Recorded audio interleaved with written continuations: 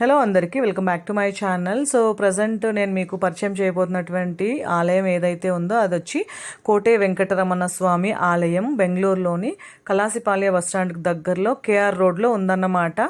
So ఈ ఆలయానికి ఆనుకొని మనకి టిప్పు సమ్మర్ ప్యాలెస్ కూడా ఉంది.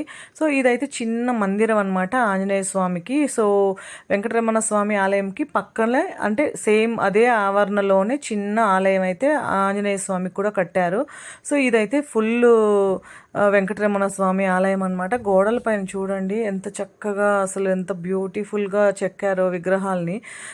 సో గర్భగుడిని ఆనుకొని ఆ గర్భగుడి ఆ గోడ ఏదైతే ఉందో ఆ ఆలయం గోడ మొత్తానికి కూడా ఆ 4 వైపులా కూడా ఇలా చెక్కారనమాట.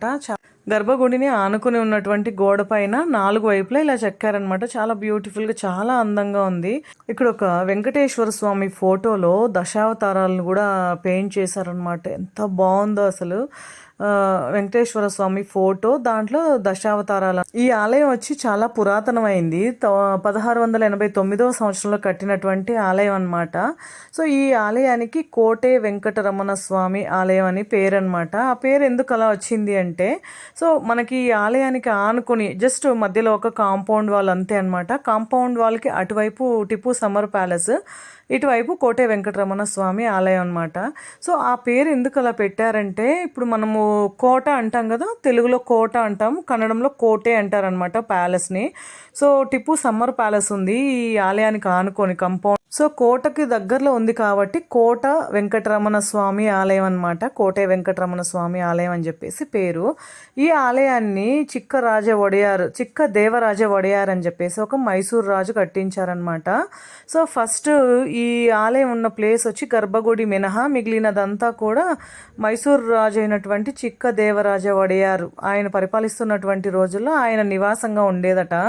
దాని తర్వాత గర్భగుడిని ఆనుకొని ఇంకా ఈ ప్లేస్ అంతా కూడా తర్వాత ఆలయంగా కట్టించారు. సో ఈ ఆలయం కూడా స్ట్రక్చర్ ఏంటంటే చోళ రాజుల స్ట్రక్చరు, విజయనగర సామ్రాజ్యాన్ని ఆలినటువంటి విజయనగర రాజుల శైలిలో కట్టినటువంటి ఆలయం అన్నమాట. సో ఇది వచ్చి చూడండి, నేను చెప్పాను కదా పెయింటింగ్స్ అని చెప్పి. సో ఎంత అద్భుతంగా పెయింట్ చేశారు చూడండి, చాలా బ్యూటిఫుల్గా ఉంది. ఇందులోనే మనకి ఇది వచ్చి పక్కన అంటే వజ్ర కవచంతో ఉన్నటువంటి వెంకటేశ్వర స్వామి ఫోటో అనమాట. ఇది వచ్చి సీతారామ లక్ష్మణ సమేత హనుమ. ఇది వచ్చి మనకి నేను చెప్పాను కదా వెంకటేశ్వర స్వామి ఫోటోలో దశావతారాలని ఎంత బాగా పెయింట్ చేశారంటే చూడండి. నాకైతే అసలు నిజంగా కొన్ని మాత్రమే నేను కనిపెట్టగలిగాను, మిగిలినవన్నీ నేను కనిపెట్టలేకపోయాను. ఎందుకంటే అంతంత పురాణాలు నాకు ఐడియా లేదు. సో పురాణాలు బాగా వచ్చిన వాళ్ళకైతే మంచిగా అర్థమైపోద్ది. నాకైతే ఇక్కడ వరాహస్వామి అవతారము, మత్స్యావతారము, తర్వాత రామ అవతారము, ఒక 2-3 అవతారాలు అంతే నేను కనిపెట్టగలిగాను, మిగిలినవి నాకు అర్థం కాలేదు. సో ఇలా పెయింటింగ్స్ అయితే చాలా అంటే చాలా బ్యూటిఫుల్గా ఉన్నాయి. సో ఇది ఒక పెద్ద ఆవరణ అనమాట. ఆవరణలో తులసి కోటకి ఆపోజిట్లో ఇది వైకుంఠ ద్వారము.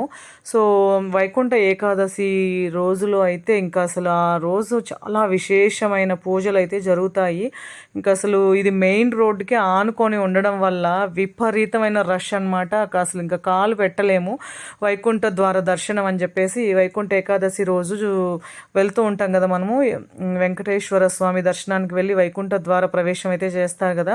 సో ఆ రోజు అయితే ఇంకా అసలు ఫుల్ ట్రాఫిక్ జాము. ఇంకా అసలు ఇక్కడ ఈ రోడ్లో కాలు పెట్టడానికి ఉండదన్నమాట, అంత గజిబిజిగా ఉంటుంది. ఇంకా పక్కనే టిప్పు సమ్మర్ ప్యాలెస్ వేరే ఉంది కదా. సో ఈ రోడ్ ఫుల్ జామ్ అవుతుందన్నమాట, ముఖ్యంగా వైకుంఠ ఏకాదశి రోజు. సో ఇదన్నమాట. చాలా ఇక్కడ చూడండి ఎంత అద్భుతంగా ఉందో. ఇదంతా పెద్ద ఆవరణ, టెంపుల్ కూడా చాలా విశాలంగా ఉంది. సో అదొకటి అనమాట. ఇంకా పక్కనే టిప్పు సమ్మర్ ప్యాలెస్ కూడా ఉంది కదా. సో అందుకని చెప్పేసి చాలా రష్ అనమాట, ఎప్పుడు బిజీగా రద్దీగా ఉంటాయన్నమాట ఈ రోడ్లు. నార్మల్ డేస్లో పర్లేదు, కానీ ఇంకా special days like Vaikuntha Ekadashi పండుగలు సమయంలో మనం ఈ ఆలయానికి వెళ్ళి దర్శనం చేసుకొని బయట రావాలంటే మినిమం 3 to 4 hours ఖచ్చితంగా పడుతుంది. సో అంత రష్గా ఉంటుంది అనమాట టెంపుల్. నార్మల్ వీక్ డేస్లో అయితే ఏం పర్లేదు, హాయిగా వెళ్ళి వచ్చేయచ్చు అనమాట. సో అందుకని చెప్పి మేము ఎప్పుడు కూడా ఎక్కడికైనా టెంపుల్కి వెళ్ళాలి అంటే ఖచ్చితంగా వీక్ డేస్లోనే వెళ్తాము. సో ఇది చూడండి, ఒక వెంకటేశ్వర స్వామి విగ్రహం ఎంత బాగుంది కదా, ఎవరో డొనేట్ చేశారనమాట. సో చాలా బ్యూటిఫుల్గా ఉంది. అటువైపు కూడా ఒక విగ్రహం ఉంది, రెండు వైపులు. అంటే ఎంట్రన్స్లో ఇది మెయిన్ టెంపుల్కి అటువైపు ఇటువైపు రెండు విగ్రహాలను ఎవరో అయితే డొనేట్ చేశారు. సో ఇది వచ్చి మనకు కనపడుతుంది కదా, ఇది గర్భగుడి. సో నేను బయట నుంచి జస్ట్ ఒక క్లిప్ అలా సో గర్భగుడి లోపలంతా వీడియోస్ ఫొటోస్ అలౌడ్ లేదనమాట. అందుకని చెప్పేసి నేను బయట నుంచి జస్ట్ ఒక చిన్న 1 minute వీడియో అయితే తీసుకున్నాను. ఇంకా ఈ గర్భగుడికి ఆపోజిట్లో మనకి పెద్దగా ఆంజనేయ స్వామి విగ్రహము, ఇంకా గరుడ విగ్రహం అయితే పెట్టారనమాట. చాలా పెద్దగా బాగుంది. అది కూడా చూడండి, ఇది హనుమ. పక్కనే మనకి గరుడ విగ్రహం కూడా పెద్దగా ఉందన్నమాట. సో నాకు కొంచెం ఎండ ఎక్కువ ఉండడం వల్ల రిఫ్లెక్ట్ అవుతుంది, సో దానికి క్లారిటీగా లేదు. ఇది వచ్చి గరుడ. సో ఇది ఆపోజిట్లో ఉందన్నమాట, గర్భగుడికి ఆపోజిట్లో అటువైపు ఇటువైపు గరుడ అండ్ హనుమ. సో ఇదన్నమాట ఇవాళ ఒక స్మాల్